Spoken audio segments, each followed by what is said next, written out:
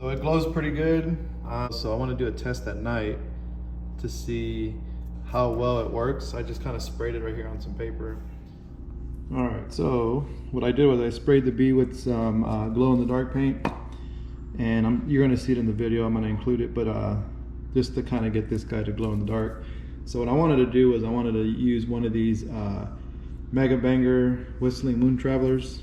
I'm not sure if it's out of focus because of the background, but the Mega Banger Whistling Moon Traveler, I'm gonna drill out the end plug and get rid of the flash that's in there. I don't want it to explode. And then I'm gonna go ahead and plug it up with some clay, and then I'll paint it, and then we'll go ahead and spray this guy with some glow in the dark. And then I don't mind launching this guy at night in my neighborhood because it won't make a pop, so I'm gonna try to minimize that as much. So that's what I've been doing for a while. If I'm trying to do something that's, you know, firework related, especially with these, I just kind of just take the flash out. It's not a big deal. I can feel the plug. It's in there pretty good. I would use a drill with this, but there is flash powder, and I'm not trying to generate any heat and have this little guy blow up in my hand. And granted, it's not a whole lot of flash, but if you remember watching my video, these little rockets versus the ant mound, you can definitely tell that this little guy packs a punch because I was putting a decent sized hole in that sand. And there it is. There's that flash. And now that it's getting down to the black powder, I'm gonna go ahead and stop there. Now I don't have anything small enough to plug this guy up with. So what I'll be doing is I'll just probably use like a little fuse to kind of pack it down. And then I'll take this guy and just dip it into my clay. That way it kind of compacts that clay in there. And then I'll use this guy to press it in, which it's perfectly the same size. I don't know if you can see that. It's the same size as the rocket. Do the same thing. Plug this guy up. And I'm going to have to clean this guy off really good because this clay powder is going to force that that paint to not stick to that. So what they do is they include a little bit of flash. It's not a lot, but whenever you hear these guys pop, it's pretty good sound. So all that's left to do now, get rid of all this, because it's sticky now. I can feel it, and that's from the clay.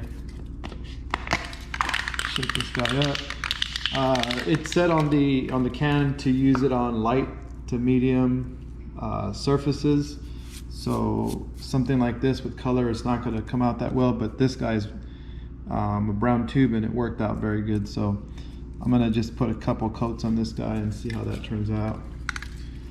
Try not to get the fuse, but I think it'll be okay with the fuse.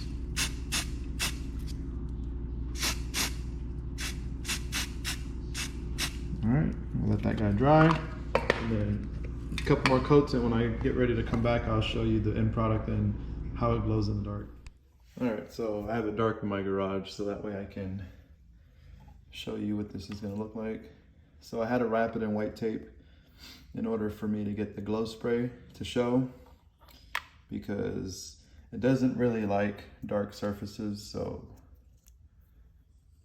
it's gonna require you to wrap some tape on it, but otherwise it should work out pretty good. And you kind of just charge the luminescence. If you wanted to, there's an even better powder that you can use, but it costs a lot. And I don't remember off the top of my head. Ammonium sulfate, or no, it's some kind of powder. I don't remember. It's a luminescent powder though, but that thing glows really, really well under light, but it's pretty expensive. It's like $10 for like a couple grams or something. But right here you can see the rocket has pretty good glow on it. It looks much brighter on the camera. It's right in front of me. I can see it glowing, but it just looks pretty good on the camera. So it should be able to pick it up when I'm doing my testing. Right now it's a little bit too dry outside in the grass to do it, so I'm gonna have to wait a little bit, but I'll be doing the test on this little rocket to see if I can get it to look like a tracer going in the air. And then this little bee, I modified it with more black powder. I just used a little bit of glue. These are kind of old. I did this probably about a year ago. But pretty much I'm gonna be doing that. And if it works out really well, I may be moving on to this rocket here, getting that guy all sprayed and seeing what he looks like in the middle of the night. I'm gonna start doing my tubes. I got some new tools coming. They should be delivered tomorrow, so I'll do an unboxing video on that so I can show you my new tooling. But anyways, that's it for now. Just stay tuned for the demos and all that stuff later once I get a chance to do that. I did press this sugar rocket earlier today. I'll also be doing a rocket thrust test with the scale. And that guy will go in there like so, and it fits nicely in there.